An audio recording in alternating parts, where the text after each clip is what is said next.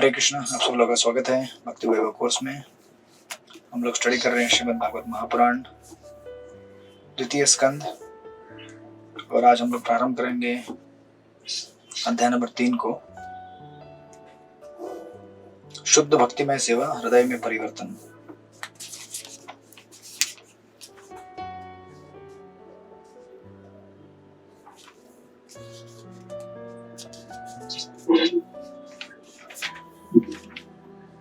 तो इसके पहले हमने अध्याय नंबर 1 और 2 पूरा किया, और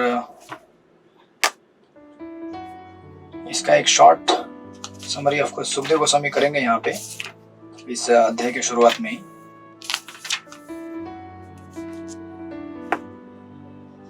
तो हम लोग पहले इस श्लोक को उच्चारण करते हैं, उसके तत्पश्चात इसका समरी इसमें आ ही जाएगा। अध्याय नंबर 3 श्लोक नंबर 1 पढ़िए।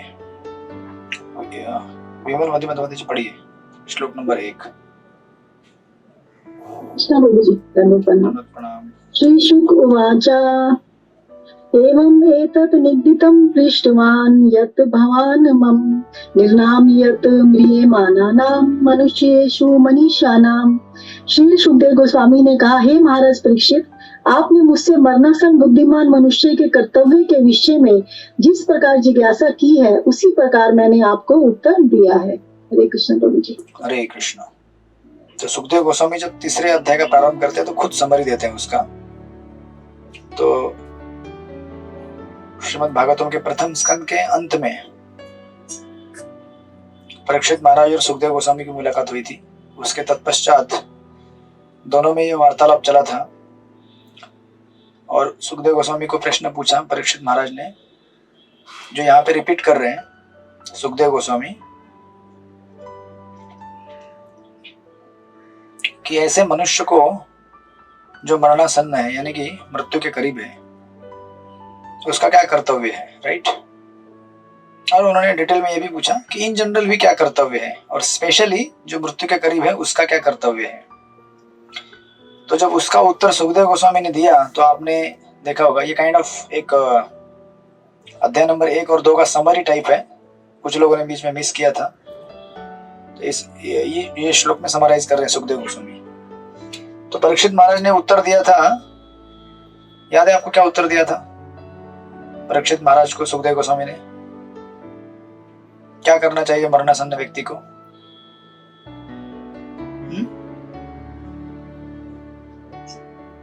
भगवान का स्मरण, क्या करना चाहिए? भगवान का स्मरण करना चाहिए। ओके। तस्मात् भारत सर्वात्मा भगवान ईश्वर हरि श्रोतव्य कीर्तितव्यश्च, वो वाला श्लोक, राइट।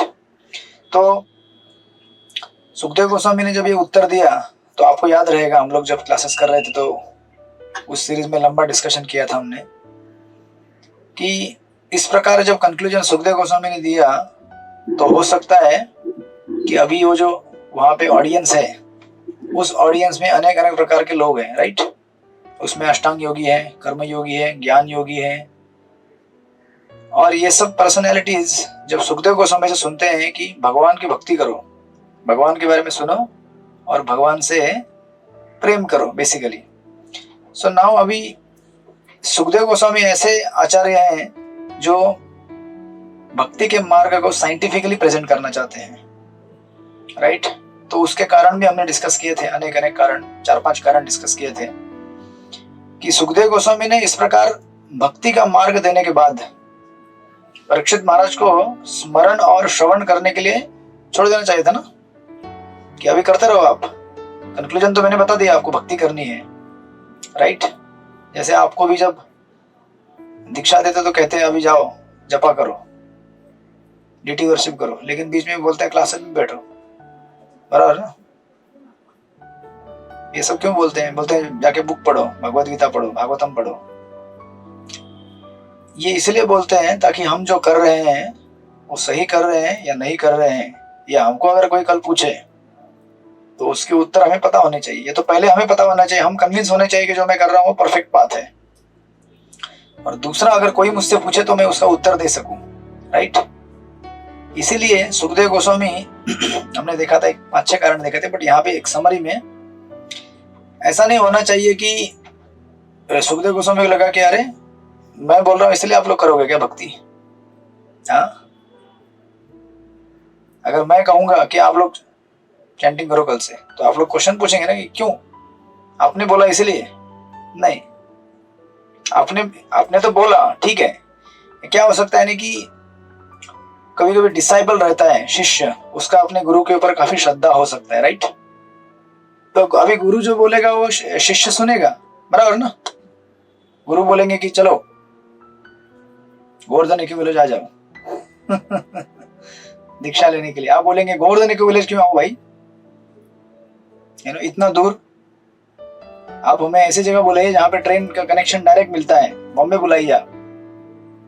लेकिन आप लोगों ने आर्गुमेंट नहीं किया ना, आप लोग बोले ठीक है गोवर्धन इको विलेज क्या, हम लोग अमेरिका भी आ जाएंगे, अंटार्कटिका भी आ जाएंगे, आप जहां बुलाएंगे वहां आ जाएंगे, राइट। वाई? बिकॉज विश्वास है गुरु के ऊपर, फेथ है। जो गुरु बोल रहा है वो परफेक्टली बोल रहा है, राइट। जो गुरु ने मार्ग दिया है वो परफेक्ट मार्ग है। लेकिन अभी हमें ये तो ठीक है, और गुरु भी कैसे होते हैं कि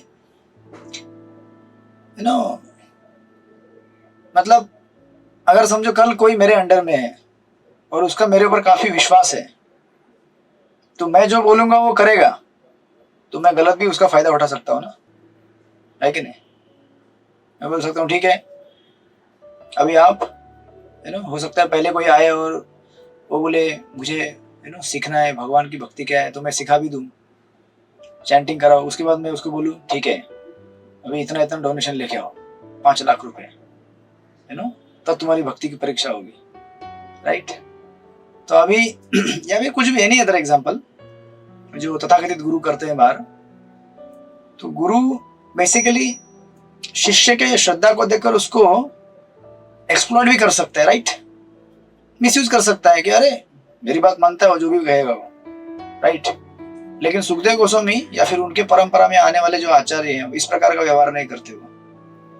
इसीलिए आपको जब रेकमेंड किया होगा जो भी दीक्षा आपने ली अभी रिसेंटली या पहले भी ली होंगी हरिनाम दीक्षा, तो आपको एक बड़े लंबे प्रोसेस के थ्रू जाना पड़ता है, राइट। काउंसलर सिस्टम के थ्रू जाना पड़ता है, रिकमेंडेशन होता है, पूछताछ होती है, ये व्यक्ति कैसा है, कौन है, भक्ति कैसे करता है, कुछ शास्त्र वास्त्र पढ़े कि नहीं, अच्छा ये दीक्षा लेने के बाद क्या करने वाला है, खाली बैठ के बोलेगा अभी मैं ब्राह्मण हो गया या सेवा भी करेगा इस तरह के प्रश्न पूछे जाते हैं, है ना। हमको जब ब्राह्मण दीक्षा मिला था यहाँ पे, तो हमको बोला था आपको इसलिए नहीं दिया जा रहा है कि आप क्वालिफाइड है, आपको इसलिए दिया जा रहा है क्योंकि अभी यहाँ पे सेवा करने वालों की जरूरत है तो हफ्ते में इतने इतने घंटे सेवा करना है तभी मिलेगा, किसको किसको चाहिए सामने आ जाओ। तो हमने बोला था हमको चाहिए, ठीक है दे दो। तो उसमें पहले अग्रीमेंट में लिखा हुआ था इतना इतना घंटा आपको सेवा करना पड़ेगा, 10 घंटा 12 घंटा हफ्ते में जितना भी है, पर डे 3-3 घंटा 4-4 घंटा, राइट। सो बेसिकली ये सिस्टम सब होता है जिससे वेरीफाई किया जा सके। तो सुखदेव गोस्वामी क्या है यहाँ पे, वो बोल रहे हैं परीक्षित महाराज को कि भक्ति करो। परीक्षित महाराज बोल रहे हैं हाँ ठीक है मैं भक्ति करूंगा, मेरा आपके ऊपर विश्वास है, मुझे कोई प्रॉब्लम नहीं है, आप जो बोल रहे हो परफेक्ट बोल रहे हैं और मैं इसको पालन करूंगा। लेकिन कोई बोल सकता है कि अरे शिष्य का चेले का इतना विश्वास गुरु के ऊपर है, इसलिए गुरु कुछ भी बोलेगा तो शिष्य चेला करेगा, हम कैसे मानेंगे। हो सकता है गुरु उसको गलत इस्तेमाल भी कर रहा हो, राइट। इसीलिए सुखदेव गोस्वामी क्या करते हैं, जो भी कह रहे हैं उसको शास्त्र के आधार पर एस्टेब्लिश करते हैं, राइट। इसलिए तो आपसे पूछा जाता है ना कि शास्त्र पढ़े हो कि नहीं पढ़े हो, आईडीसी कोर्स किया कि नहीं किया है, गुरु और शिष्य के बारे में जानते हो कि नहीं, गुरु कितने होते हैं, किस प्रकार के होते हैं, है ना, गुरु के अलग अलग कैटेगरीज क्या हैं, गुरु कैसे होने चाहिए कैसे नहीं होने चाहिए, राइट। सो दैट आप जो भी प्रक्रिया फॉलो कर रहे हैं वो एक शास्त्र के ऊपर आधारित हो। इसीलिए हमारे इसमें 3 ट्रायंगल में रहता है, गुरु साधु और शास्त्र। जो गुरु कहते हैं वो शास्त्र के साथ मैच होता है, और जो शास्त्र कहते हैं वो साधु अपने व्यवहार में दिखाता है, राइट। अब गुरु साधु और जो गुरु है वो साधु भी हो सकता है और गुरु भी हो सकता है कई बार, और कई बार सिर्फ साधु भी हो सकता है। जैसे आपके शिक्षा गुरु हो गए या फिर कोई जिनसे आप पथ प्रदर्शक गुरु हो गए, जिनसे इंस्पिरेशन लेते हैं आप लोग, राइट। तो ये जो ट्रिनिटी है गुरु साधु शास्त्र, ये जब मेल खाती है तब जाके प्रोसेस परिपक्व हो जाता है, पक्का होता है, तब कोई कंफ्यूजन नहीं रहता। इसलिए सुखदेव गोस्वामी यहाँ पे क्या कर रहे हैं, यहाँ पे कह रहे हैं कि अभी मैं सिस्टमेटिकली एक्सप्लेन करूंगा। मैंने कहा है ना भक्ति करो, अभी भक्ति कैसे सब मार्गों में उत्कृष्ट मार्ग है मैं आपको बताऊंगा। जस्ट मैं कह रहा हूं इसलिए मत सुनो, बल्कि जानो कि कैसे उत्कृष्ट है। एंड दैट्स व्हाई आप देखेंगे सुखदेव गोस्वामी फिर पूरे प्रथम अध्याय में मेजर पोर्शन और सेकंड अध्याय में क्या बताते हैं, अष्टांग योग के बारे में बताते हैं, राइट, जो कि आपने विस्तार से स्टडी किया। जो मार्केट में पॉपुलर ओपिनियंस है, जो मरणासन्न व्यक्ति को क्या करना चाहिए, कोई बोलेगा कि अरे भक्ति क्यों करना चाहिए, उसको वन में जाना चाहिए, घर वीर त्याग करके अपना चुपचाप ध्यान बिन करके शट चक्र योग करके इस जगत से मुक्त होकर ब्रह्म ज्योति में लीन होना चाहिए, बराबर, ऐसा कोई बोल सकता है। और एक्चुअली अगर आप देखेंगे तो भागवत में जितने भी अनेक अनेक जो श्रोता वहां पे बैठे हैं, अनेक अनेक ऋषियों के नाम है, उनके नाम अगर आप अलग अलग सेक्शंस में देखेंगे महाभारत या बाकी पुराणों में, ऐसा जरूरी नहीं कि सारे के सारे शुद्ध भक्त हैं, है ना, कोई अष्टांग योगी है, कोई ज्ञानी है, कोई क्या है, कोई क्या है, राइट। तो इस सबको देखते हुए सुखदेव गोस्वामी क्या करते हैं, अष्टांग योग का वर्णन करना चालू करते हैं, क्योंकि दैट्स अ पॉपुलर ओपिनियन वैदिक शास्त्रों में इस जगत से मुक्त होने का। एटलीस्ट भक्ति तो हर जगह ही है, लेकिन पहले के युगों में क्योंकि वो प्रोसेस फॉलो करने के लिए वैसा सिस्टम था, टाइम था, राइट। भक्ति तो हमेशा ही है, नहीं ऐसा नहीं। तो इस कारण की वजह से सुखदेव गोस्वामी इन सारे पॉपुलर ओपिनियंस को क्या करते हैं, डिस्क्राइब करना चालू करते हैं। उसमें सबसे पहला वो डिस्क्राइब करते हैं अष्टांग योग के बारे में, राइट, जिससे लोग कल उनके ऊपर कोई लांछन न लगाए कि तुम्हारा चेला तो एकदम ब्लाइंड फॉलोअर है, गुरुजी ने बोल दिया जपा करो 16 वाला, कोई बोलेगा 16 ही क्यों करूं, हम 32 करेंगे, ऐसा कोई बोलेगा नहीं हम 10 करेंगे या 8 करेंगे, कोई बोलता है हम मन में करेंगे, राइट। तो ऐसा नहीं चलेगा, जो गुरु ने कहा है वो करना है, लेकिन शास्त्र के ऊपर आधारित होना चाहिए, राइट। तो कृष्ण तो गीता में कहते हैं सततम कीर्तन तो माम, सतत कीर्तन करना चाहिए। तो अब जब उनको पता चलेगा कि सतत बोला है तो बोलेंगे नहीं 16 ठीक है, बढ़िया है, 24 आवर कीर्तन नहीं कर सकते, 16 आपने दिया है ना, बढ़िया है, थैंक यू, आपका धन्यवाद है, हम 16 करेंगे, राइट। हरे कृष्णा कृष्ण कृष्ण हरे हरे, हरे राम राम राम हरे हरे। तो इस प्रकार फिर उन्होंने डिस्क्राइब करना चालू कर दिया, जो हमने प्रथम और द्वितीय अध्याय में देखा कि अष्टांग योगी किस प्रकार से मुक्ति प्राप्त करता है। उसमें 3 कैटेगरी आपने देखे थे, जो मैं आपको कई बार रिपीट कर चुका हूं। पहले कैटेगरी है यम नियम आसन प्राणायाम ध्यान धारणा प्रत्याहार समाधि करके परमात्मा के ऊपर ध्यान करके फाइनली मुक्त हो जाए, ठीक है। बरसाना किशोरी माता जी, आपको मिस हो गया था, ये समरी है, भले आपको समझ में आया होगा बहुत सारा। तो मुक्त हो जाते हैं भौतिक जगत से। अब वो मुक्त होने के बाद ये तो चला गया, लेकिन संसार में तो ऐसे कई लोग हैं जो अभी भी भौतिक भोगों से क्या है, कनेक्टेड है, इतने जल्दी अपने हार्ट को प्यूरिफाई नहीं कर सकते। तो उनके लिए फिर सुखदेव गोस्वामी कहते हैं कोई बात नहीं, शास्त्रों में विधि विधान है कि आप डायरेक्ट परमात्मा के ऊपर ध्यान नहीं कर सकते, विराट रूप आपके लिए, ठीक है। क्योंकि आप भौतिक चीजों से आसक्त है ना, तो उन्हीं भौतिक वस्तुओं में भगवान को देखने की कोशिश करो, राइट। तो देखो ये जो आप यहाँ पार्क में घूम रहे हो ना, ये इतना सुंदर गार्डन है। आज मैं एक वीडियो देख रहा था, ऐसे एक बड़ा रोज गार्डन, इतने सुंदर गुलाब के फूल थे कि मुझे थोड़ा गार्डन में घूमने का आदत है, ऐसे बचपन से थोड़ा गार्डनिंग का शौक थोड़ा है। तो यहाँ गार्डन शौक नहीं होता तो फिर ऐसे वीडियो देख के शौक पूरा कर लेता हूँ देख रहा था इतने सुंदर फूल। फिर धीरे धीरे मैं सोचने लगा यार ये तो ज्यादा गार्डन देख देख के फिर भक्ति तो कहाँ हो रही है। लेकिन जब हम अभ्यास करते हैं भगवान से जुड़ने का, तो फिर यहाँ ऊपर भगवान का फोटो लगा हुआ है राधा गोपीनाथ का। मैं बोला भगवान ये गार्डन आपके लिए ऑफर है ये गार्डन आप ले लो, है ना। तो हम कैसे भी हो, लेकिन अगर कुछ भक्ति का कनेक्शन कहीं से लगा रहेगा तो अंदर से भगवान आपको बुद्धि देते हैं कि इसको कैसे स्पिरिचुअलाइज करना है, राइट। मैं ये नहीं बोल रहा हूँ कल जाके वीडियो देख के बैठी है, बट कहीं भी मतलब ये किसकी स्थिति है, और अभी डायरेक्टली भक्ति नहीं कर सकता, लेकिन मतलब जब तक भौतिक भोगों को प्राप्त नहीं करेगा, भौतिक भोगों के साथ भक्ति करना चाहता है, तो ये एग्जाम्पल है ये। तो गार्डन ठीक है, देख लिया मैंने, तो मैं बोला हाँ इसमें अगर राधा कृष्ण का अगर शोभा यात्रा निकालेंगे तो कितना अच्छा लगेगा। वैसे वृंदावन भी तो फूलों से भरा हुआ है, राइट, वनस्पतियों से भरा हुआ है, पेड़ों लताओं से भरा हुआ है, तो भगवान का अच्छा प्रोसेशन निकालते हैं। तो इस तरह से ये एक एग्जाम्पल हो गया। तो परीक्षित महाराज को सुखदेव गोस्वामी बोले देखो इस तरह से आप क्या करो, जो चीजों को देखते हो उनको भगवान के अनेक अनेक शरीर के भाग मानो, दैट इज विराट रूप। फिर आप शुद्ध हो जाओगे तो परमात्मा के ऊपर ध्यान करो और मुक्त हो जाओ। दूसरी कैटेगरी हो गई।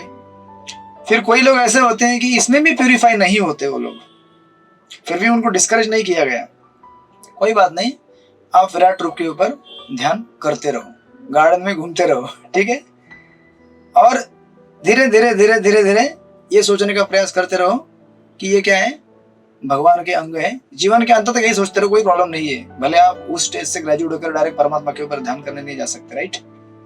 एक्चुअली मैं उसमें चैंटिंग कर रहा था, तो एकदम थकावट से मैं उसे थोड़ा एक बगीचे में बैठ के चैंटिंग करने का आदत है ना ऐसा। लेकिन अगर प्योर ऐसा या नहीं है आपके अंदर डिजायर, कि एकदम कुछ नाम मतलब भगवान का नाम और मैं कुछ नहीं, है ना। कई बार ऐसा आपको फीलिंग आएगा कि अरे थोड़ा समुद्र किनारे जाऊं, थोड़ा वहां जप करूं, थोड़ा हवा आता है, अच्छा लगता है ना। ये सब क्या है, कंडीशनिंग से, इसमें गलत कुछ नहीं है, बट ऐसा हमारे कनेक्टेड डिजायर्स रहते हैं अनेक अनेक चीजों से, कि अगर अच्छी हवा आएगी तो जप होगा, अच्छा मेनू में क्या है दोपहर को, अच्छा एकदम बढ़िया फिस्ट है तो जपा अच्छा होगा, और वही सुन ले कि भोपले का सब्जी है तो जपा ड्राई हो जाएगा। ये सब कनेक्टेड डिजायर्स, उसके मल्टीपल परम्यूटेशन कॉम्बिनेशन से, कोई बात नहीं, अगर ऐसे भी चलता है चला लीजिए, है ना। अगर आपकी फेवरेट अगर सब्जी बनने का आपको न्यूज मिल गया है तो फिर अच्छा जपा होता करने दे, उतने समय में अच्छा जपा चलता रहेगा, राइट, थोड़ा अटेंशन बढ़ेगा। तो ये व्यक्ति को कहा जाता है कि कोई बात नहीं, करते रहो। जो तीसरा व्यक्ति है विराट रूप के ऊपर ध्यान करने वाला, और फिर इस तरह से जब इस जगत से मुक्त होगा वो, क्योंकि इच्छाएं उसकी पूरी तरह से साफ नहीं हुई है, इसलिए वो क्या होगा, क्रम मुक्ति जो आपने देखा था, वो फिर स्टेज बाय स्टेज मुक्त होगा, अनेक अनेक लोकों में घूमते हुए ब्रह्मांड के अंत में जाकर फिर अनेक अनेक कवरों को भेदते हुए फिर फाइनली मुक्त होगा, राइट। ये तीन उन्होंने मार्ग बताए सुखदेव गोस्वामी ने, क्रम मुक्ति, अचरादि मार्ग। इस तरह से ये बताने के बाद सुखदेव गोस्वामी फिर क्या कहते हैं, लेकिन परीक्षित, लेकिन सबसे बढ़िया मार्ग क्या है, भक्ति का मार्ग है। इतना वर्णन उन्होंने किया अष्टांग योग का, लेकिन फाइनली क्या बोलते हैं अंत में, कि ये सारे मार्ग हैं परीक्षित, और वेदों में इनको सर्टिफाई किया गया है। मैं खुद अपने मन से नहीं बोल रहा हूँ, वो खुद बोले ना, मैंने मन से नहीं बोल रहा हूँ, ये वेदों में वर्णित है। तो कोई बोलेगा इसका प्रमाण क्या है कि भक्ति श्रेष्ठ है, ये सब बताने के बाद मुक्ति करने के लिए। तो सुखदेव गोस्वामी आपने देखा होगा लास्ट टाइम, सुखदेव गोस्वामी बोले कि देखो ब्रह्मा जी ने क्या किया, 3 बार वेदों को पढ़ा, राइट। 3 बार पढ़ने के बाद वो कंक्लूजन में निकले, उनको आया कि भक्ति is the best path, right. तो उससे एस्टेब्लिश हो गया। फिर कोई बोलेगा ठीक है, लेकिन मेरे अपने अनुभव से मैं जान सकता हूँ क्या। तो आपने जो लास्ट सेक्शन देखा था, सेकंड चैप्टर के लास्ट के जो कुछ वर्सेस आपने डिस्कस किए थे, छोटा सा JOSD कोर्स किया था आपने, उसमें हमने डिस्कस किया कि किस प्रकार भगवान और जीव दोनों अस्तित्व में होते हैं, राइट। जब जीव है तो उसका मेंटेनर भगवान भी है, राइट। और भगवान एक पर्सनैलिटी है, कोई जस्ट एनर्जी नहीं है। कुछ लोग कहते हैं एनर्जी है, कोई लाइट है, राइट। अगर आपको केवल लाइट को प्रणाम करना है तो लाइट तो दुनिया भर में है, प्रणाम करते रहिए, लेकिन प्रेम किससे करेंगे, लाइट से करेंगे आप, लाइट से नहीं करेंगे ना, प्रेम तो किसी व्यक्ति से करेंगे। और आप खुद जब बोलेंगे तो किसी को बोलेंगे तो उसको सुनने के लिए कान होंगे ना, थोड़ी आप लाइट को बोलेंगे या लाइट को भोग लगाएंगे। तो वो वहां पे प्रूव हो जाता है कि कोई पर्सनालिटी है, राइट। सो दैट प्रूव्स कि भगवान है और भगवान की सेवा करने के लिए जीव हम बने हुए हैं।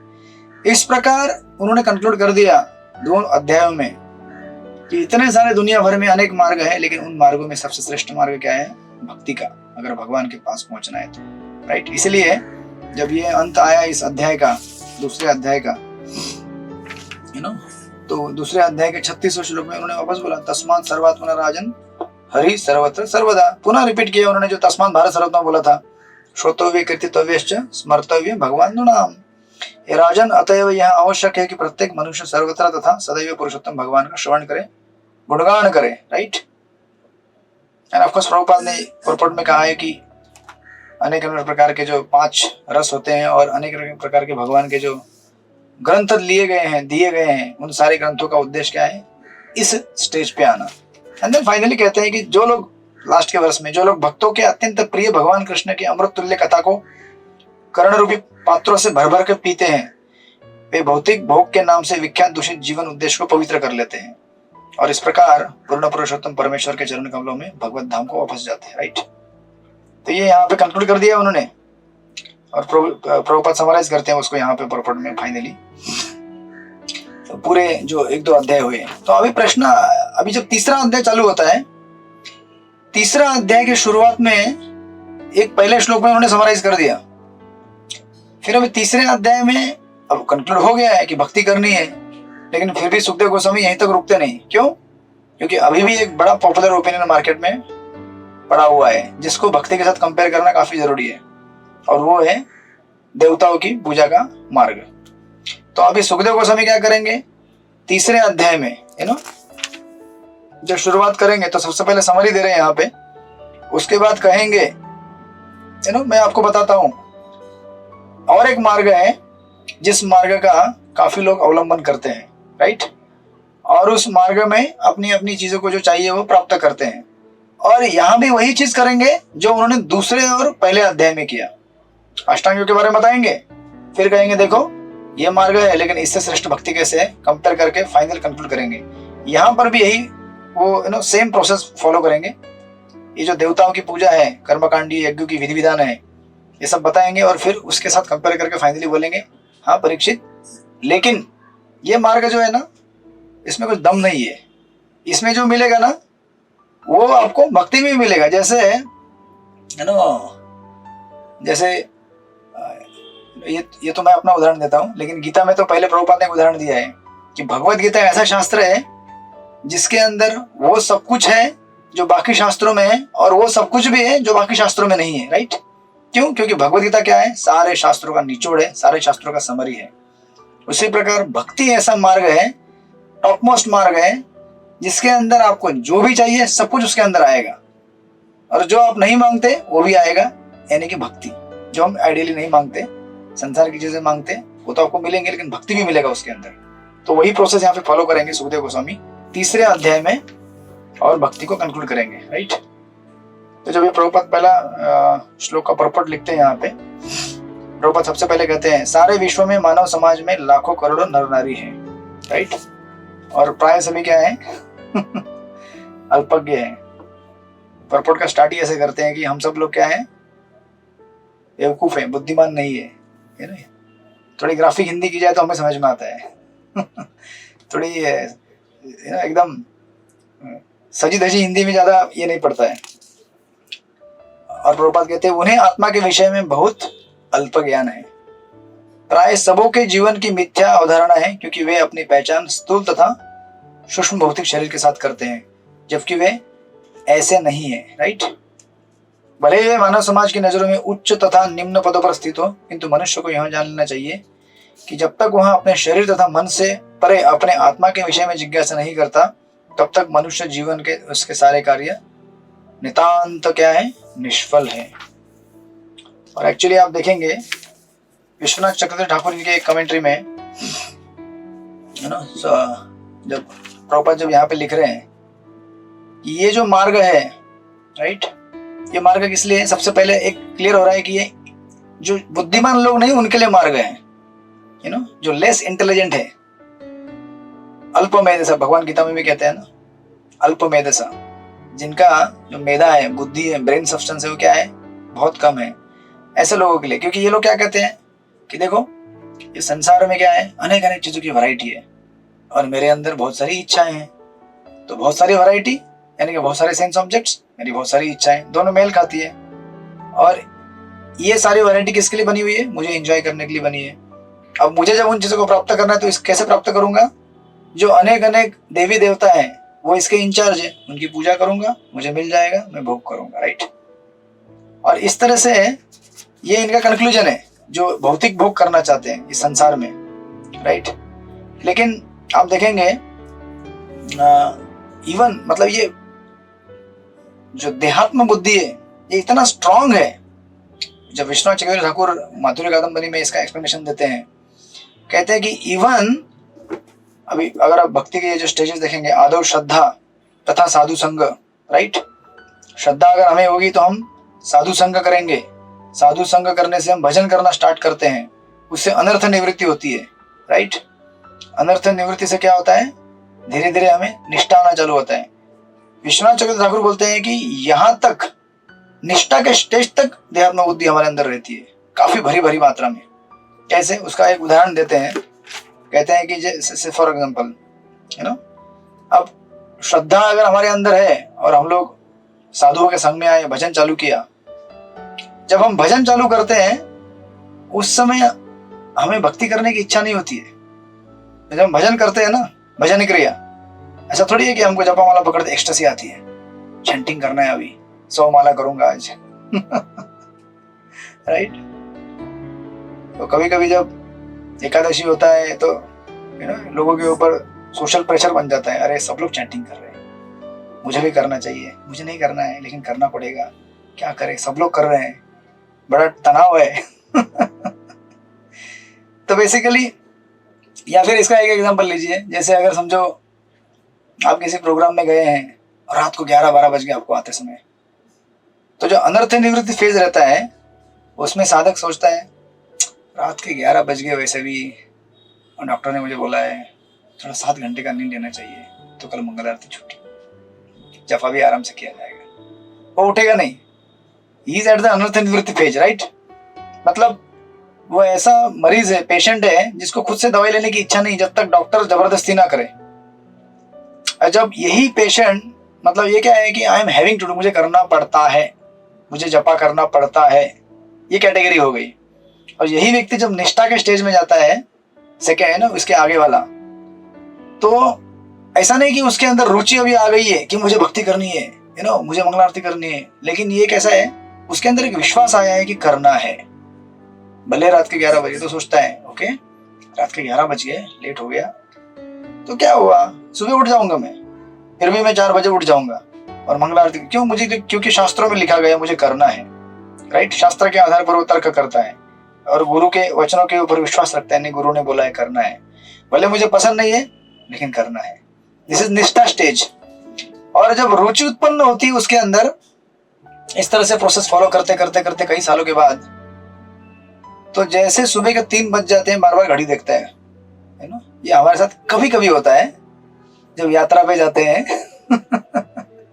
या फिर कहीं अपने फेवरेट जो रहेंगे आपके आध्यात्मिक शिक्षा गुरु, दीक्षा गुरु जो भी रहेंगे, उनसे मुलाकात कभी होती है, या आपको हुआ होगा ब्राह्मण दीक्षा के दिन के पहले या फर्स्ट इनिशिएशन के पहले होता है। सुबह अगर 4 बजे वहां जाके मिलना है तो 3 बजे से घड़ी देखना चालू होता है, अलार्म कब बज रहा है कि नहीं बज रहा है, कब बजेगा। जैसे 3-3:30 होता है, बेड से जंप मारेगा बाहर, एकदम फटाफट रेडी होके, नहा धो के, फ्रेश होके, अभी मुझे मिलने जाना है भगवान से, मंगल आरती करनी है। ऐसा होता है कभी कभी, मैं नहीं बोल रहा हूँ कि नहीं होता है, आप तो भक्ति वैभव वाले स्टूडेंट तो काफी सालों के बाद अभ्यास करने के बाद होता होगा, मुझे कभी होता है, कभी नहीं होता है, कभी कभी होता है, ऐसा दुर्लभ। लेकिन ये होती है रुचि की स्टेज कि उसको क्या होता है, वो फिर देखता है आगे कि मुझे भक्ति करनी है, मुझे भगवान से मिलना है, कल सुबह मंगल आरती करनी है, मुझे प्रतिदिन होता है प्रभु जी। अब तो एकदम एक्सटेसी में है काशीनाथ प्रभु, आप रुचि के स्टेज पे है, राइट।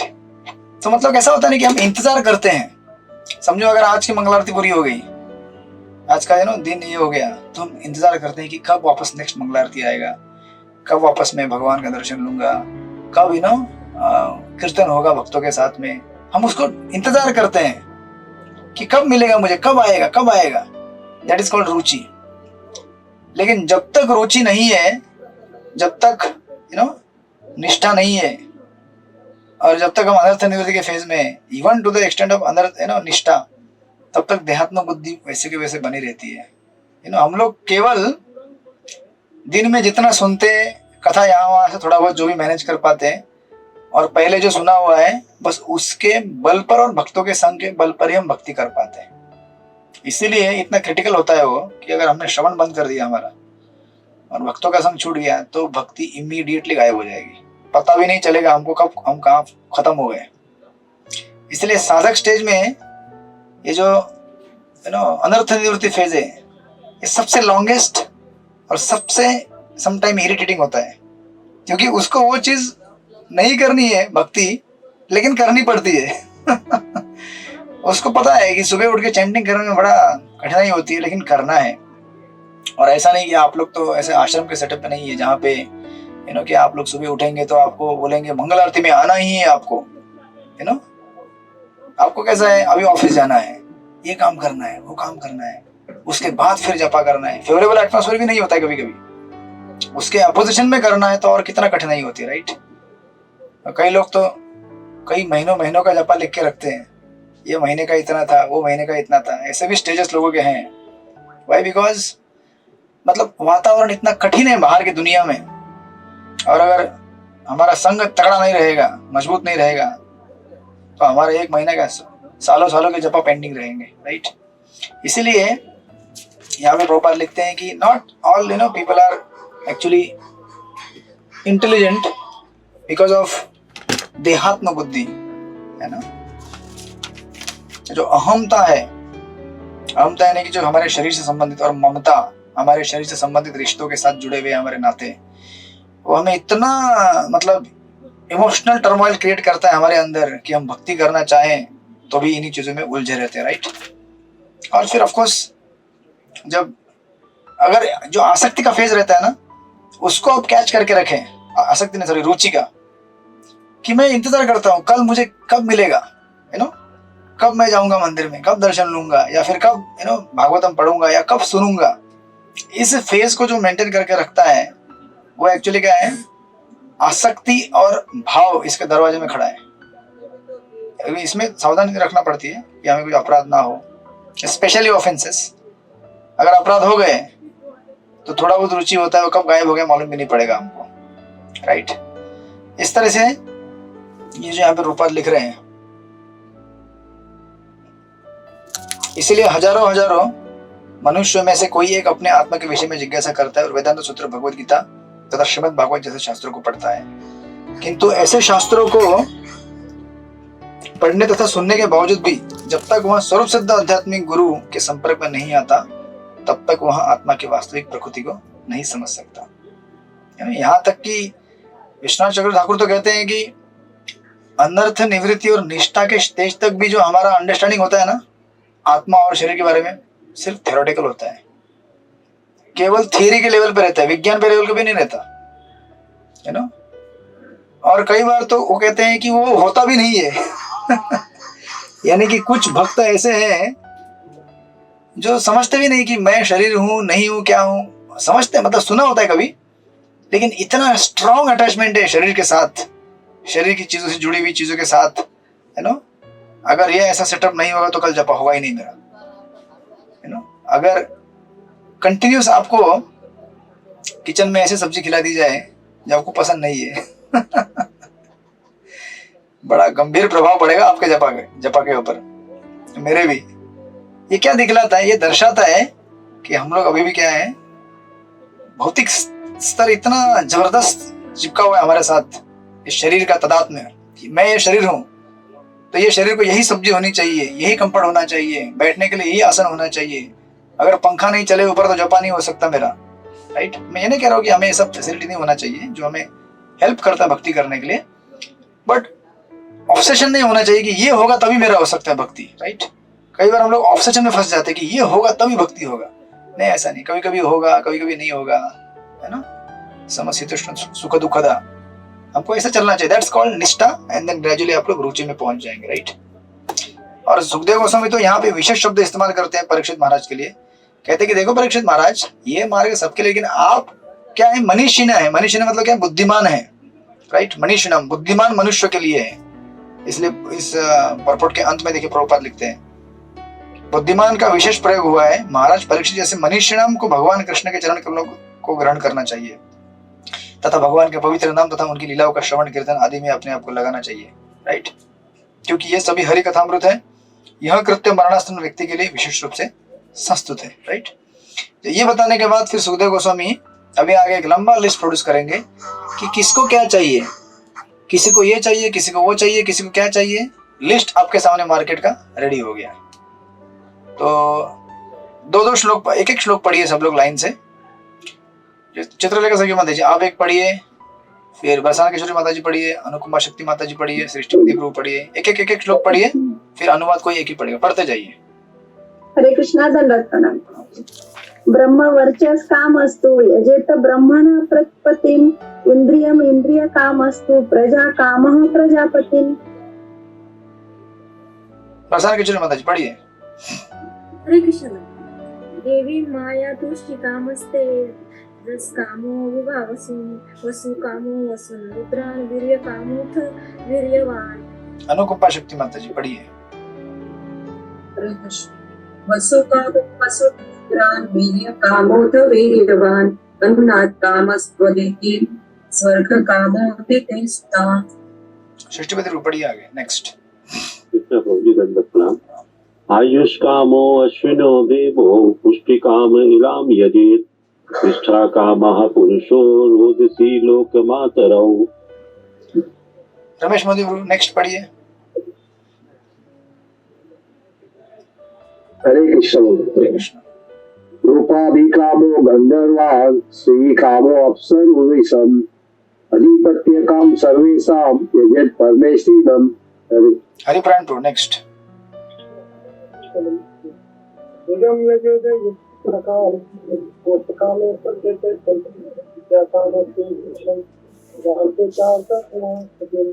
ओके, हरे कृष्ण।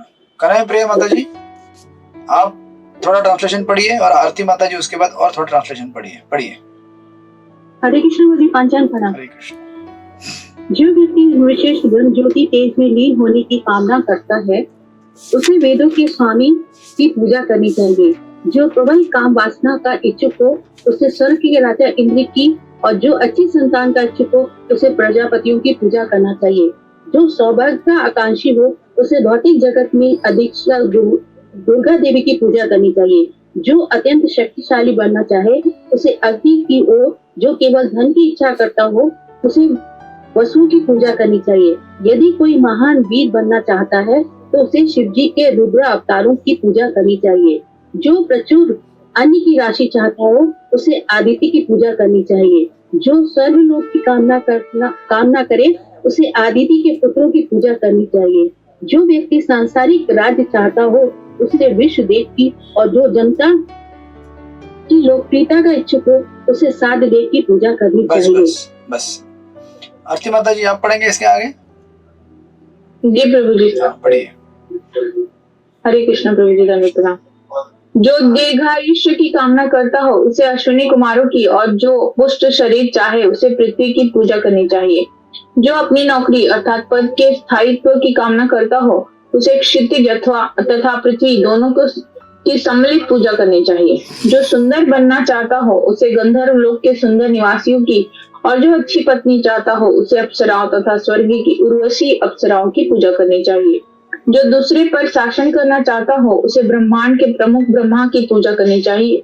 जो स्थायी कीर्ति का इच्छुक हो उसे श्री भगवान की, तथा जो अच्छी बैंक बचत चाहता हो उसे वरुण देव की पूजा करनी चाहिए।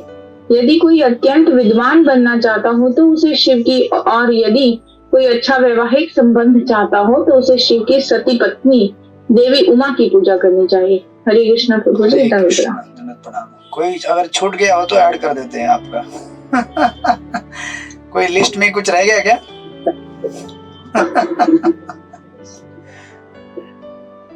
छूटा किसी का कुछ रिक्वायरमेंट चेकलिस्ट? इधर तो बैंक भी आ गया है। बैंक बचत चाहता हो तो उसे वरुण देव की पूजा करनी चाहिए, राइट?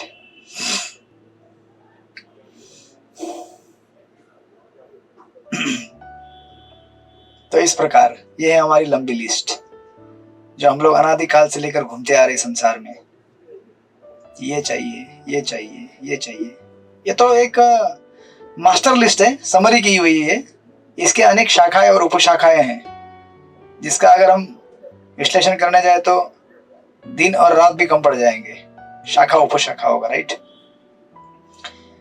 प्रभुपाद पर्पट में लिखते हैं, विभिन्न विषयों में सफलता के इच्छुक विभिन्न पुरुषों के लिए यह पूजा की भिन्न भिन्न विधियां हैं, राइट? कभी कभी क्या होता है कि कुछ लोग तर्क वितर्क करने के लिए आपको ये श्लोक दिखा देंगे, देखो भागवत में ऐसा लिखा है, भागवत में लिखा है ये चाहिए तो ये पूजा करो, ये चाहिए तो ये पूजा करो। ऐसा कैसे लिखा है भागवतम में, है ना? इसका सिंपल आंसर है, वैदिक सिस्टम हमारा इतना परफेक्ट है कि किसी को भी एक्सक्लूड नहीं करता है परफेक्शन प्राप्त करने से। सबके लिए मौका है, इतना भी नीच क्यों ना हो, कितना भी गिरा क्यों ना हो, सबके लिए मौका है। आपको अच्छा मांस खाना है, कोई बात नहीं, आ जाओ, लेकिन मांस खाने के लिए विधि दिया है शास्त्र में, खाना है खाओ, मना नहीं कर रहे हैं, लेकिन रेगुलेट करो उसको, राइट? तो शास्त्रों में दो मार्ग है, प्रवृत्ति मार्ग, निवृत्ति मार्ग। निवृत्ति मार्ग वैष्णव के लिए और प्रवृत्ति मार्ग सकाम कर्मियों के लिए, संसार में जो सकाम हो गए हैं। तो आओ दुर्गा देवी को ऑफर करो, एक पर्टिकुलर डे में ऑफर करना पड़ेगा, अभी दुर्गा को ऑफर करना है तो, राइट? और पर्टिकुलर विधि फॉलो करना पड़ेगा। ऐसा नहीं कि दुकान में गया और खरीद लिया और वहीं खाने के लिए बैठ गया, ऐसा तो नहीं होगा। जबकि संसार आजकल क्या है, इस तरह से कार्य करता है और इसीलिए तकलीफ है लोगों के पास। अच्छा शराब पीना है, चलो कोई बात नहीं, ये दिन में देवी को ऑफर करो और प्रसाद समझ के पी लो। अच्छा मैथुन क्रियाएं करनी है, विवाह करो, घर परिवार बनाओ, ऐसे नहीं कहीं भी पशुओं के जैसा। इस प्रकार जितनी भी क्रियाएं हैं उनको आध्यात्मिक बनाने के लिए वेदों में प्रावधान दिए गए हैं, ताकि हम लोग अपने आप को नियंत्रित कर सके और वहां से अपने आप को धीरे धीरे अपलिफ्ट कर सके, राइट? ऐसा नहीं कि ये कोई लाइसेंस है, ये करना है तो ये करो, ये करना है तो ये करो, मजा करो, ऐसा नहीं है, ये देवता जब पिक्चर में आते मतलब क्या है, कंट्रोल, विधि विधान, राइट? फिर शराब घोटाला नहीं होगा। नहीं तो घोटाले होते रहते हैं। और इसीलिए देखिए प्रभुपाद यहाँ पे लिखते हैं, इस भौतिक जगत की सीमा में रहने वाला बद्धजीव भौतिक भोग की प्रत्येक प्रकार की योग्य वस्तु में दक्ष नहीं हो सकता। बराबर है कि नहीं? हम लोग सब कुछ प्राप्त नहीं कर सकते, थोड़ा थोड़ा प्राप्त कर सकते हैं, किंतु जैसा कि ऊपर बताया गया है, ये विशेष देवता की पूजा करके उस विशेष पदार्थ के ऊपर प्रभुत्व प्रभाव डाल सकता है। एंड देन प्रभुपाद लिखते हैं कि शिव जी की पूजा करके रावण अत्यंत पावरफुल बन गया, राइट? लेकिन जब भगवान रामचंद्र ने उसको नष्ट कर दिया अंत में। अब देखिए प्रभुपाद के परपोर्ट्स कितने सुंदर हैं। यहाँ पे आगे लिखते हैं प्रभुपाद, दूसरे शब्दों में ऐसे सारे व्यक्ति जो भौतिक भोग के कुछ या सभी विषयों को प्राप्त करने की आकांक्षा रखते हैं, अर्थात जो स्थूल भौतिकवादी है, वे कम बुद्धि वाले होते हैं। तो गीता में कहा गया अल्पमेधसा, गीता में इसकी पुष्टि की गई है। उसमें कहा गया है कि जो सद्विवेक से विहीन है या जिनकी बुद्धि माया की भ्रामक शक्ति से हर ली गई है, वे जीवन में विभिन्न देवताओं को प्रसन्न करके या आज के टाइम में वैज्ञानिक प्रगति करके, ये भी एक नया क्या है, भोग प्राप्त करने का मीडियम है। पहले जमाने में लोग देवताओं की पूजा अभी भी देवताओं द्वारा ही दिया जाता है, ऐसा नहीं कि वैज्ञानिक कोई कुछ बनाता है। वैज्ञानिक को भी कौन कंट्रोल कर रहा है, उनको भी कौन बुद्धि देता है, राइट? आपने देखा ना, अनेक प्रकार के हमारे जितने भी शरीर की इंद्रियां सारे देवताओं द्वारा नियंत्रित है। हम मूर्खतावश नहीं जानते, वो अलग बात है, या फिर आज के जमाने आप समझते हैं विज्ञान, चलो विज्ञान के नाम पर भौतिक सभ्यता में उन्नति करके जीवन के सभी प्रकार के भोगों को प्राप्त करना चाहते हैं, राइट? लेकिन प्रॉब्लम क्या है, आप ये सब प्राप्त कर ही क्यों ना ले, लेकिन जीवन की जो 4 समस्या है उसको आप मुक्त नहीं कर सकते। जीवन की 4 समस्या क्या है? जन्म, मृत्यु, जरा, व्याधि। आप बुढ़ापा होना रोक नहीं सकते, आप बीमार होना रोक नहीं सकते, और जन्म तो एक अपने आप में तकलीफ है, उसको जिसने लिया उसको मालूम नहीं पड़ता है, जिसने जन्म दिया उसको मालूम पड़ता है, राइट? और मृत्यु जिसको कोई चाहता नहीं है। इस प्रकार इस संसार में आप कुछ भी प्राप्त क्यों ना कर ले, पूरे त्रिभुवन में घूमकर ब्रह्मा जी के पद से लेकर जो एक छोटा घास का तिनका है, केवलाष्टकम में कहते ही है, अब्रह्म पर्यस्तम सर्वम मायामयम जगत। ब्रह्मा जी से लेकर घास का एक तिनका सब कुछ क्या है, मायामय है। इन द सेंस की माया मतलब भ्रम नहीं है, वो ये विचार करना कि ये सारी वस्तुएं उस पोजीशन से लेकर इस पोजीशन तक मुझे सुखी बना सकती है, ये हमारा भ्रम है। अब कोई मैनेजर बनेगा, कोई प्यून बनेगा, कोई सिंगर बनेगा, कोई स्पोर्ट्स स्टार बनेगा, कोई पति बनेगा, कोई पत्नी बनेगा, कोई बच्चा बनेगा, कोई क्या बनेगा, और कोई ब्रह्मचारी बनेगा, कोई गृहस्थ बनेगा, कोई वानप्रस्थ बनेगा, कोई सन्यासी बनेगा। कोई भी पोजीशन में सुखी नहीं बना सकता। केवल एक ही पोजीशन जो हमें सुखी बना सकती है और वो है जीवेर स्वरूप है कृष्णेर नित्य दास, दास दास दास दासानुदास। जब हम उस फेज में आएंगे तभी हमारा आत्मा संतुष्ट हो सकता है, क्योंकि हमारा वो कॉन्स्टिट्यूशन है, राइट? इसलिए प्रभुपाद कहते हैं किंतु ये समस्याएं न तो किसी देवता के अनुग्रह से हल सकती है, न तथाकथित भौतिक विज्ञान की उन्नति से, राइट। और प्रभुपाद नीचे लिखते हैं जीवों की कितनी है, 84 लाख योनियां हैं। नीचे दिखेगा आपको, इस पर 137 पैराग्राफ में लास्ट में दिख रहा है। जीवों की 84 लाख योनियां हैं, उनमें से मनुष्य जीवन अत्यंत दुर्लभ मूल्यवान है। ऐसे दुर्लभ मनुष्यों में से और भी दुर्लभ है कौन, जो लोग भौतिक समस्याओं के प्रति जागरूक होते हैं कि अरे संसार में समस्याएं हैं। और उनमें से भी ऐसे लोग अत्यंत दुर्लभ है जो श्रीमद् भागवत के महत्व को समझते हैं, राइट। और उनमें से भी ऐसे कवि दुर्लभ लोग हैं, यू नो, जो भागवत की कथा को सीरियसली लेकर जीवन भर पालन करते हैं, राइट। तो कितना दुर्लभ है, यू नो, भगवान के भक्तों का संगति प्राप्त करना बड़ा दुर्लभ चीज है। इसलिए भक्तों के साथ लड़ाई झगड़ा नहीं करना चाहिए अननेसेसरी। जब लड़ाई करने का मन करे ना तो ये परपुट्स पढ़ने चाहिए यहाँ पर आकर कि एक भक्त, उसका संग कितना दुर्लभ है हमारे लिए, राइट। भले कभी कभी कोई भक्त उटपटांग हरकतें कर दे आपके साथ, कोई बात नहीं, झगड़ा मत कीजिए, उसके थोड़ा साइड में बैठिए, पास में मत बैठिए, लेकिन उसको गाली मत दीजिए, राइट। वो अपना भक्ति करता रहेगा, आप करते रहिए। गाली देंगे तो क्या होगा, अपराध होगा और हमारी भक्ति उसको पॉज लग जाएगा। दैट्स व्हाई प्रभुपाद लास्ट में लिखते हैं श्रीमद् भागवत, जिसमें भगवान तथा उनके शुद्ध भक्तों की कथाएं मिलती हैं। मृत्यु सबके लिए अपरिहार्य है, चाहे वह बुद्धिमान हो या मूर्ख। लेकिन सुखदेव गोस्वामी ने महाराज परीक्षित को मनीषी कहकर संबोधित किया है, जिसका अर्थ है कि अत्यधिक विकसित मन वाले थे वो, right. And then final Prabhupada नीचे कंक्लूड करते हैं, प्रयत्नशील पुरुषों द्वारा भौतिक भोग के लिए की जाने वाली आकांक्षाओं की भर्त्सना यहाँ पे की गई है। ऐसी आकांक्षाएं पतित मानव समाज के लिए नशे के तुल्य हैं। बुद्धिमान मनुष्य को चाहिए कि वह इन आकांक्षाओं से बचे और बजाय भगवत धाम जाने के लिए तैयार हो जाए, which is the real goal of life. तो इतने सारे लिस्ट यहाँ पे दिए हुए हैं, लेकिन हमको इस सब लिस्ट के चक्कर में नहीं पड़ना है। ये जानते हुए ये सारा लिस्ट क्या है, उन नशे में यू नो चूर, उसको क्या अभी मतलब क्या बोलते हो, जो नशा करके बैठे हैं ना लोग शराब पीकर बैठे हैं, उनके लिए, हमारे लिए नहीं है जो इस नशे से मुक्त होना चाहते हैं।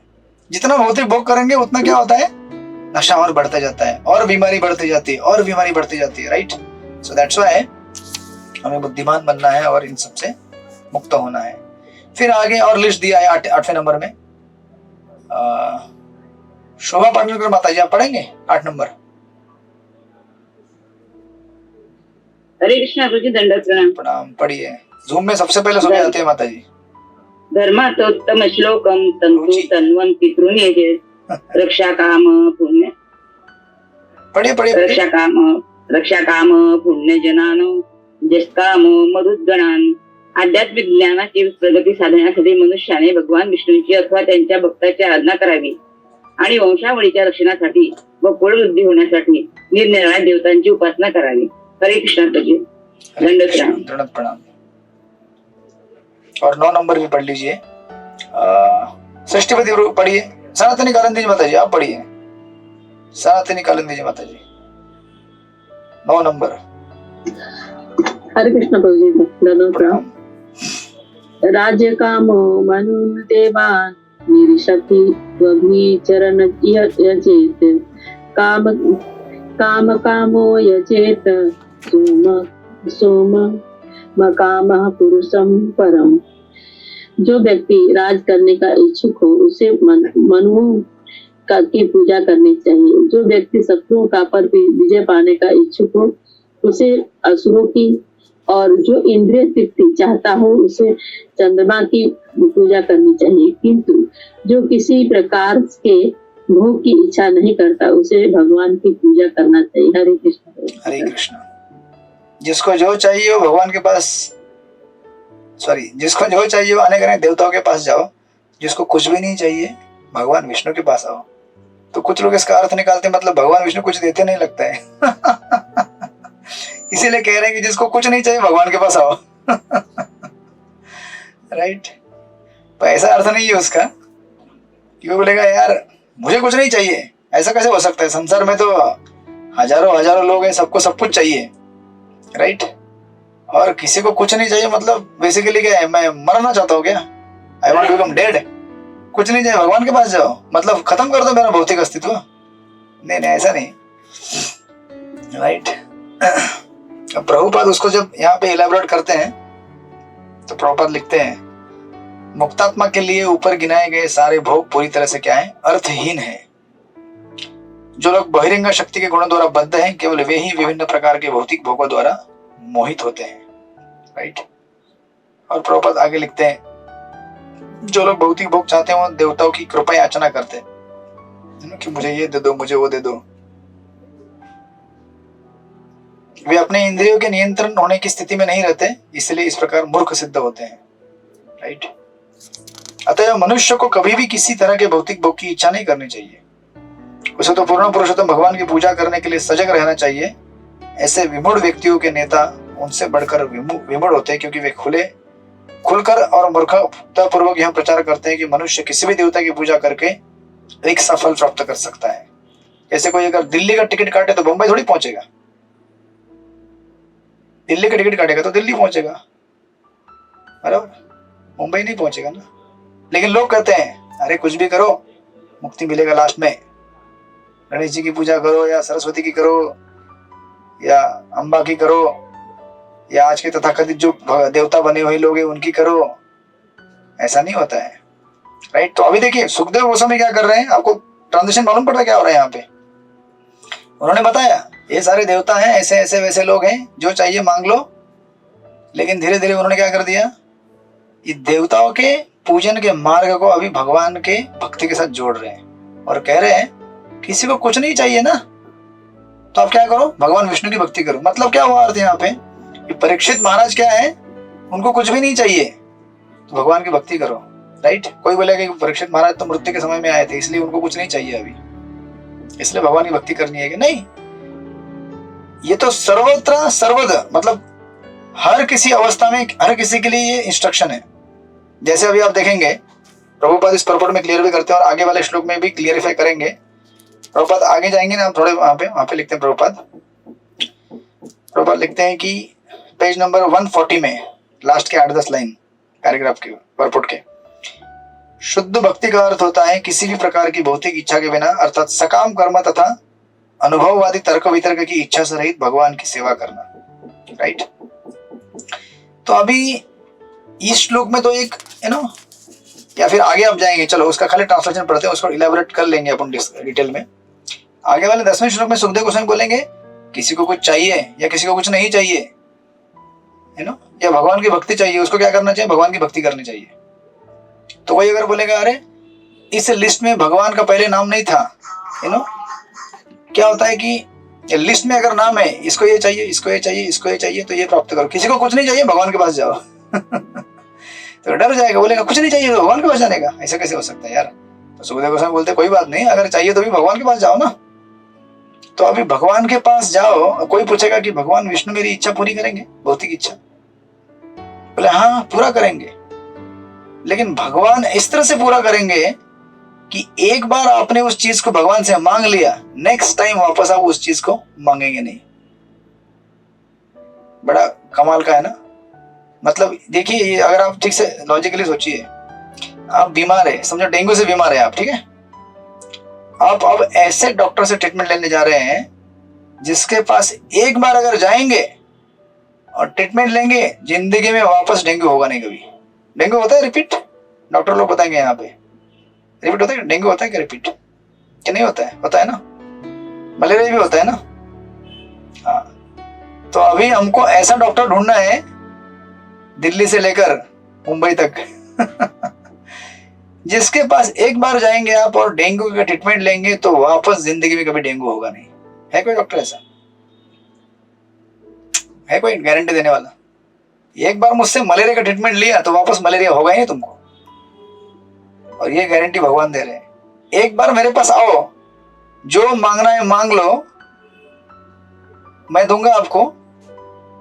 तो प्रॉब्लम क्या है अभी देखिए जैसे अगर से फॉर एग्जांपल कोई भगवान के पास जाता है, बोलते हैं भगवान BMW दो, भगवान बोलते हैं मेरा चरण ले लो। कोई बोलता है मुझे 3 BHK दो, भगवान बोलते हैं मेरा चरण ले लो। कोई बोलता है कि अच्छी पत्नी दो, भगवान बोलते हैं मेरा चरण ले लो। कोई बोलता है अच्छा पति दो, भगवान बोलते हैं मेरा चरण ले लो। इस तरह से आप जो भी मांगेंगे भगवान बोलते हैं मेरा चरण ले लो। तो आप बोलेंगे ऐसा कैसे, है ना। सीसी में वो श्लोक आता है, और अगर आपको इसका रेफरेंस पढ़ना है तो इस श्लोक का अंदर जो 2-3 कोटेशन प्रभुपाद ने मतलब ट्रांसलेट किया डायरेक्ट वर्स को, 5.9.27 5 दशमलव बोलते हैं ना पॉइंट को 5.9.27 5.9.27 आप बाद में पढ़ लीजिएगा। वर्ष 5वें स्कंद में आता है। ये अनेक जो वर्ष हैं पंचम स्कंद में दिए गए भारत के, ये विश्व के अनेक जो भाग है, वहां से जो देवताएं भगवान को आराधना करते हैं उसमें ये श्लोक बोलते हैं, राइट। वो ट्रांसलेशन वहां पे दिया है। वो जो भगवान से कुछ मांगते हैं तो भगवान उसको पूरा करते हैं, उस श्लोक में लिखा गया है, वो प्रभुपाद ने यहाँ पे अनुवाद किया है। लेकिन भगवान इस तरह से पूरा करते हैं कि वापस आप उस चीज को मांगेंगे नहीं उनसे। आप बोलेंगे ऐसे कैसे होगा, और ये कितना अच्छा है। देखिए, अगर आपको सचमुच कुछ चाहिए ना, कोई बात नहीं, जाओ भगवान से मांगो आप, वो इच्छा भी पूरी होगी और वापस उस बीमारी में फंसोगे भी नहीं। तो बुद्धिमान मनुष्य ऐसे होते हैं जो भगवान के पास जाते हैं, राइट। ये देखिए, इसके 2 डेफिनेशन एक्चुअली, अन्ना विलक्षता शून्यम, उसका हम कल देखेंगे विस्तार से और आगे के श्लोक के साथ। एक तो होता है कभी कभी ना कुछ भक्त ऐसे होते हैं, उनके मन में भौतिक भोग की इच्छा होती है, लेकिन उनको भी कहा जाता है कि आप क्या हैं, शुद्ध भक्ति के मार्ग में और शुद्ध भक्त हैं आप। ऐसा क्यों कहा जाता है उनको? या फिर गीता में भगवान कहते हैं, कौन सा श्लोक है वो, भगवान कहते हैं कि नवे भक्त प्रणश्यति, मेरे भक्त का पतन नहीं होता। उस श्लोक के सीरीज में है, और एक जगह भगवान कहते हैं शाश्वत शांतिम निगच्छति। चलिए हिंदी में अनुवाद लेते हैं उसका। भगवान बोलते हैं कि बहुत जल्दी ही, या अपिचेत से दुराचारो भजते माम अनन्य भाग साधु एवं मंतव्य समय व्यवस्थित ही सह। अगर कोई व्यक्ति दुराचारी भी हो जाता है कभी कभी भक्ति में भौतिक इच्छाओं की वजह से, फिर भी वो क्या है, साधु है, भगवान कहते हैं कृष्ण गीता में। या फिर उसे शुद्ध मार्ग में चलने वाला व्यक्ति एक साधु ही मानना चाहिए। ऐसा क्यों कहते हैं? ये उसे तब तक कहा जाता है जब तक क्या है, समय जब तक वो वन पॉइंटेड केवल मेरे पास ही आता है अपनी इच्छा पूरी करने के लिए, और किसी के पास नहीं जाता। अगर हमारे पास इच्छा भी है ना, कुछ चाहिए, कोई बात नहीं, जाओ गोपीनाथ के पास, गिरधारी के पास जाओ, मदन मोहन के पास जाओ, बोलो चाहिए ये। ना किसी देवताओं के पास जाओ, ना किसी इस तथाकथित जगत के अनेक जो पावरफुल लोग हैं उनके पास, भगवान के पास जाओ। जब हम भगवान के पास जाएंगे तो हमारा लॉयल्टी और हमारा प्रेम टेस्ट होता है, और हम एडमिट करते हैं ठीक है भगवान ये चाहिए, क्या करें, भौतिक इच्छा है। भगवान तो कोई बात नहीं, तुम्हारी इच्छा मैं इस तरह से पूरी करूंगा कि इच्छा भी पूरी होगी और वापस भौतिक भोग प्राप्त करने की इच्छा भी नहीं होगी। क्या कॉन्ट्रास्ट है। जैसे ध्रुव महाराज गए थे ना, बोले बड़ा चाहिए मुझे राज्य, तो भगवान ने राज्य भी दिया और शुद्ध भी कर दिया उनको, कि वापस कभी जिंदगी में मांगेंगे नहीं। देंगे तो भी मांगे, जब दे रहे थे तभी बोले नहीं चाहिए हमको, इमीडिएटली प्यूरिफाई हो गए। काचन विरिंचन अपि दिव्य रत्नम, बोले नहीं चाहिए ये कांच के टुकड़े, मुझे तो क्या मिल गया, मोती मिल गया, बड़ा हीरा मिल गया, राइट। जैसे वो आपने स्टोरी सुना था क्या आपने कभी, वो क्या था वो, ये जो क्वालिफिकेशन है भगवान का, सेम क्वालिफिकेशन डिवोटी का भी है। वो साउथ इंडिया में एक भक्त होके गया, नीला डाकू करके, आपने, मैंने बताया था आपको एक बार, नीला डाकू करके बड़ा डाकू था वो। तो उसको पता नहीं एक बार कैसे एक लड़की से प्यार हो गया जो वैष्णवी थी। तो उसने वो बोला माता जी ने कि देखो मुझसे शादी करना है ना, डिवोटी बनना पड़ेगा। तो उसने बोला डिवोटी मतलब क्या होता है? बोले तिलक लगाने का। तो वो तिलक लगा गया है। बोले सिर्फ तिलक लगाने से नहीं होता है, और उसको क्या करना पड़ेगा, भगवान की पूजा करनी पड़ेगी, बहुत कुछ उसने बताया। उसने कहा कि लेकिन इसमें सबसे इंपॉर्टेंट है उसको वैष्णव की सेवा करनी होती है। तो ये बोला अच्छा वैष्णव की सेवा करनी होती है तो मेरी शादी हो जाएगी? बोले हाँ, तू वैष्णव बन जाओ, वैष्णव की शादी करो। तिलक लगाया, धोती कुर्ता पहना उसने। अब ये डाकू था, सारे वैष्णव इससे डरते थे, कोई इसके पास नहीं भटकता था। तो इसने क्या किया, बोला ये जबरदस्ती पकड़ के लाओ वैष्णव को, हमको सेवा करनी है। उनको जबरदस्ती पकड़ के लाते थे ये लोग, डाकू लोग, जबरदस्ती भोजन के लिए, खाओ रे। क्यों खाओ भाई, मैंने, हमें वैष्णव सेवा करनी है। तो इनको जबरदस्ती भोजन खिलाया जाता था वैष्णव को, और फिर वो बीच में जाके अपडेट देता था, वो डिवोटी को अपडेट देता था वो माता जी को कि देखो मैं वैष्णव बन गया हूं ना अभी, देखो मैं सेवा कर रहा हूँ, मैं तिलक लगाया हूँ, मैं ये हूँ, मैं हूँ, और सारा लूट मार करके पैसा लेके आता था और लूट मार करके पैसे से सबको भोजन कराता था, फीस्ट कराता था। तो बोले लेकिन ऐसा नहीं, और डेप्थ में जाना चाहिए आपको भक्ति में। बोले और कैसे? बोले वैष्णव की प्रेम से सेवा करनी चाहिए। ऐसे नहीं कि आप भोजन दिया तो हो गया, उनके चरणों को धोना चाहिए और वो चरणामृत पान करना चाहिए। तो बोला हाँ ठीक है ठीक है। तो अभी इनको कौन देगा चरणामृत? उनके वैष्णव लोग। ये तो पहले डर डर के प्रसाद लेते थे, तो वो बोला कि जबरदस्ती पकड़ो रे पैर इसका, डालो पानी, चरणामृत लाओ इधर। जबरदस्ती लोगों के, डिवोटी लोगों को ये पकड़ पकड़ कर चरणामृत धो धो कर पानी पीता था वो। तृप्त हो गया मैं। तो इस प्रक्रिया में क्या हो गया? इस प्रकार वैष्णव की सेवा करते करते करते करते उसका हृदय साफ हो गया। सेम प्रोसेस जो ध्रुव महाराज के साथ हुआ। और फाइनली वो मतलब लंबा एपिसोड है, कभी आपको बताऊंगा, भेजूंगा वो। जब अंत में इसका पूरा ट्रेजरी खत्म हो गया वैष्णव की सेवा करके, लूट मार करके पैसा लाता था ना। जब पैसा खत्म हो गया, बोला पैसा कहाँ से लो अभी, चल बे चल। अभी वो लड़की के बारे में भूल गया ऑलमोस्ट। मतलब वो थी अभी शिक्षा गुरु बन गई उसकी। वो ये सोचता था नहीं मुझे सेवा करना है, वैष्णव सेवा करना है, मुझे कुछ भी करके सेवा करना है, और ट्रेजरी खाली हो गया। तो एक बार लक्ष्मी नारायण एक वन में इसको मिल गए, एक स्त्री पुरुष का रूप लेकर। बड़े गहने थे उनके शरीर में लगे हुए, ये उनको लूटने पकड़ा उसने उनको और गहने चुराने लगा। लेकिन जब लक्ष्मी के या नारायण के चरण का कुछ अंगूठी निकाल रहा था, तो उसको तो पता चला गंध लेने से तुलसी का कि अरे ये तो भगवान है, नारायण है ये। तो भगवान बोले हाँ मैं भगवान हूँ, मैं आपके भक्ति से प्रसन्न हो गया हूँ, मैं आपको दर्शन देने के लिए आया हूँ। कौन सा था ये? डाकू था, इतना बड़ा भगत बन गया। भगवान खुद इसको दर्शन देने के लिए आए। लेकिन देखिए पावर क्या होता है भक्ति का। जब इसको जाना था सेवा करने के लिए, वैष्णव का आतुर हो रहा था, वैष्णव सेवा करने जाना है। ये बोलो भगवान आपके सारे गहने, अभी मैं रुक नहीं सकता यहाँ पे, सारे गहने दे दो, मुझे वैष्णव सेवा के लिए जाना है। तो भगवान को छोड़ के वहां से गया वो। भक्ति की ये पराकाष्ठा होती है। इसीलिए ये जो उदाहरण है, ध्रुव महाराज का उदाहरण है या ये उदाहरण है, जो भी इच्छा है ना, कोई बात नहीं, आओ भक्तों के संग में आ जाओ, भगवान के पास आ जाओ, इच्छा प्रकट करो। भगवान और भगवान के भक्त इतने क्या बोलते हैं उसको, बुद्धिमान होते हैं और इतने कंपैशनेट होते हैं कि हमारी इच्छाओं को इस तरह से पूरी करेंगे कि मतलब वो इच्छा भी पूरी हो जाएगी आपकी। आप बोलेंगे उसकी तो इच्छा पूरी नहीं, उसका तो विवाह हुआ नहीं, कुछ नहीं हुआ। नहीं, इच्छा मतलब क्या? This is emotion, right? भाई उसका इमोशन था कि मुझे उससे बात करना है, उसके साथ रहना है, पूरा हो गया वो, साथ में वो प्यूरिफाई हो गया। जैसे प्रभुपाद के साथ वो हरिदास ठाकुर प्रभु थे ना, प्रभुपाद के डिसाइपल। वो चवन्नी अठन्नी ऐसे मार्केट में सब्जी जाते समय चिल्लर मिलता था तो उसको जमा करके कैडबरी लेके खाते थे। चोरी करके। एक बार जब आए थे तो मार्केट से प्रभुपाद को दंडवत मारा था तो कैडबरी गिर गया उनके सामने। प्रभुपाद बोले कैडबरी खाते हैं आप लोग? बोले हमारे लिए अलाउड नहीं है, इसमें कॉफी रहता है। बोले प्रभुपाद क्या करूं मैं, मेरा आदत था ये सब चोरी करने का, चिल्लर वगैरह। बोले इधर आओ। उसको किचन में लेके गए, अपने हाथ से हलवा बनाया और अपने हाथ से हलवा बना के खिलाया प्रभुपाद ने। विचार कीजिए, और जो हलवा उन्होंने खाया, जो संतुष्टि मिली उन्हें, लिखते हैं अपने मेमोरियल में कि ऐसा हलवा मैंने आज तक कभी जिंदगी में नहीं खाया, ना कभी भूलूंगा उसको।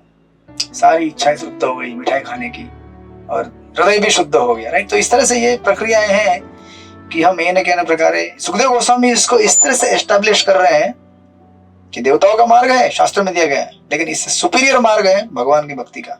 आपकी इच्छा भी पूरी होगी और आपको भगवान भी प्राप्त होंगे, भगवान के भक्तों का संग मिलेगा, इससे आप परम सुखी होंगे अनादिकाल के लिए, राइट? तो ठीक है, कल इसको हम लोग फिर आगे बढ़ाएंगे 10वें श्लोक से। हरे कृष्णा। श्रील प्रभुपाद की जय। काशीनाथ प्रभु, आपका कुछ प्रश्न था, हम कर लेंगे, चलेगा? बस जी यही विनती थी आपके चरणों में कि अगर हो सकता तो एक संडे मत करो ना, फिर 13 तारीख को कर लो एग्जाम। हाँ एग्जाम, क्योंकि मैंने अभी है ना क्वेश्चन आंसर भी नहीं लिख पाया हूँ। गेहूं का सीजन आ गया तो बहुत ज्यादा काम होता है दुकान से, और 14 तारीख की रथ यात्रा है तो उसकी भी तैयारी, डोनेशन इकट्ठी करनी होती है। तो प्लीज आपके चरणों में विनती, अगर यदि हो सकता है तो देख लीजिए। आगे आप तो अभी आपने मुझे देवता बना दिया और अब याचक बन गए। आपकी इच्छा है एग्जाम को पोस्टपोन कर दिया जाए तो इच्छा पूरी कर दी जाती है। हरे कृष्ण। ठीक है, हम इसके ऊपर करेंगे, आगे करेंगे, कोई प्रॉब्लम नहीं। ठीक है, फिर मिलते हैं कल हम लोग, कल वापस 6:45 बजे मिलेंगे। हरे कृष्ण। श्रीमद् भागवत महापुराण की जय, श्रील प्रभुपाद की जय। वांछा कल्पतरुभ्यश्च कृपा सिन्धुभ्यो अनंत कोटि वैष्णव वृंद की जय, श्रील प्रभुपाद की जय। हरे कृष्ण। हरे कृष्ण प्रभु जी, दंडवत प्रणाम। प्रणाम। हरे कृष्ण।